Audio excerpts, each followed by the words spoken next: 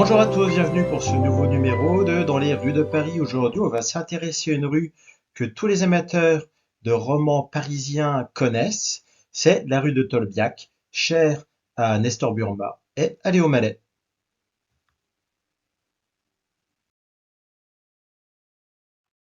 Comme d'habitude, on commence évidemment par le titre, ça fait toujours un bon début. Paris, le carrefour de la glacière. GI, c'est un éditeur de cartes postales assez peu connu. Et au-dessus de notre titre, vous avez une inscription au crayon, rue de Tolbiac. En réalité, la rue de Tolbiac commence ici. Donc le reste de la carte postale nous présente bien le carrefour de la Glacière, qui est l'endroit où se rejoignent la rue de Tolbiac, la rue de la Glacière, la rue de la Santé, la rue d'Alésia, l'avenue Reille, la rue de l'Amiral Mouchet et la rue Bassingot. Notre rue de Tolbiac, elle est tracée peu à peu dans la seconde moitié du XIXe siècle. Elle prend le nom de Tolbiac dès 1868 et c'est intéressant. C'est intéressant parce que on est dans un contexte de recherche d'origine pour la nation française. On sait que Napoléon III lui-même s'est beaucoup intéressé à l'histoire de la conquête des Gaules par Jules César. Napoléon III, donc, qui a régné jusqu'en 1870. Et le fait que la rue de Tolbiac jouxte la rue d'Alésia, ce n'est certainement pas anodin, ce n'est certainement pas un hasard. Ce sont deux dates qui sont fondatrices de l'histoire de France dans la tête des hommes et des femmes du Second Empire et aussi dans la tête des hommes et des femmes de la Belle Époque. On a une autre carte postale ici où il y a quelque chose d'intéressant. Déjà, on s'aperçoit qu'elle est éditée par Fernand Fleury et que, comme à son habitude, il a ajouté à la carte postale initiale, au cliché initial, un avion dans le ciel de Paris. Néanmoins, ce qui m'a intéressé ici, c'est plutôt le titre de la carte postale. Rue de Tolbiac, victoire remportée par Clovis en 496. C'est tout de même assez rare qu'on prenne le soin d'expliquer le nom de la rue dans le titre de la carte postale.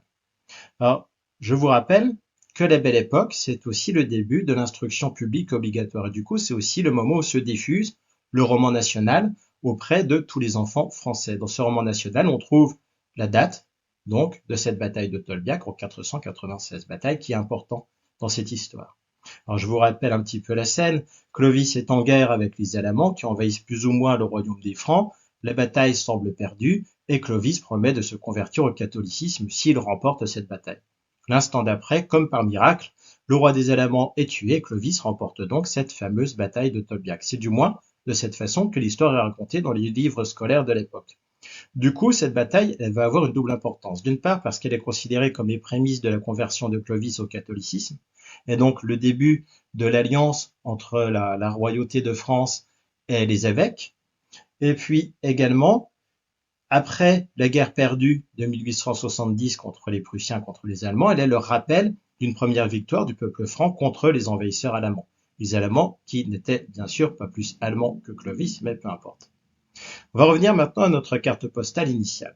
On va passer 2 petites secondes sur le plan de 1912, donc ce plan qui provient d'un atlas qui nous montre l'ensemble de Paris en 1912. On retrouve ici notre carrefour de la Glacière et vous voyez donc toutes les rues qui y mènent. La rue de Tolbiac part de ce côté-là. Le bâtiment que vous voyez ici, c'est un asile d'aliénés, c'est l'asile d'aliénés Sainte-Anne. Et juste en face, on trouve également une école maternelle. C'est une association qui peut surprendre. Néanmoins, il faut préciser que l'asile Sainte-Anne, c'est une vraie forteresse au sein de la ville et il n'était absolument pas possible d'en sortir. Les pauvres gens qui étaient enfermés, qui étaient sans doute plus ou moins dangereux selon les cas, étaient tout simplement retirés du monde et ils connaissaient des thérapies de l'époque que je vous laisse imaginer. Si on revient maintenant à notre carte postale, tout à fait à l'arrière-plan, là-bas, vous voyez un mur. Ce mur fait partie des murs d'un autre asile qui est l'asile Michelet. Mais celui-là n'est pas destiné aux aliénés, il est destiné aux femmes enceintes en fin de grossesse. Il est gratuit, il a ouvert ses portes en 1893 et donc il était destiné aux soins et au repos des femmes enceintes et à la protection des nouveau-nés. Il faut préciser aussi que la France de la Belle Époque a des problèmes de natalité. Démographiquement, en 1900, on compte 40 millions de Français, tandis qu'au même moment, la Grande-Bretagne a 41 millions d'habitants et surtout l'Allemagne en a 56 millions, ce qui est une source d'angoisse pour les Français de cette époque. Un siècle plus tôt, il faut rappeler que la France était le pays le plus peuplé d'Europe de l'Ouest. Donc cet asile, ce n'est pas uniquement de la philanthropie, on soigne aussi les nouveau-nés parce qu'il s'agit de rattraper un retard ou du moins de ne pas laisser le trou se creuser. On a une véritable politique nataliste. Ensuite, vous l'avez sans doute repéré assez rapidement, Sur la droite, on a ce bar, le bar du pont qui propose de la bière et qui se veut sérieux et qui dispose aussi d'une magnifique terrasse. Au-dessus, vous remarquez quelque chose d'assez rare à l'époque. Eh bien, le bar du pont propose le téléphone.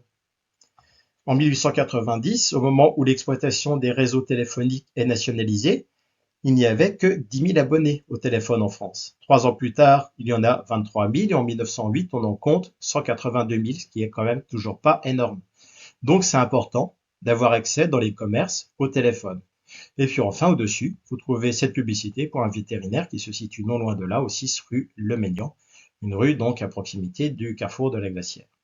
Enfin, en plein centre, eh bien, on a ces quelques très beaux attelages ici, qui viennent de la rue de Tolbiac, et vous voyez sur le côté qu'on s'affaire sur notre carrefour de la Glacière. Donc voilà une petite carte postale qui nous présente l'entrée, ou plutôt d'ailleurs la sortie de la rue de Tolbiac, avec ce carrefour qui fait la jonction entre la rue d'Alasia et la rue de Tolbiac. J'essaierai dans quelques semaines de faire une petite vidéo sur le pont de Tolbiac qui était donc cher à Nestor Burma et à Léon Gallet. Je vous remercie d'avoir suivi cet épisode et je vous donne rendez-vous pour le prochain.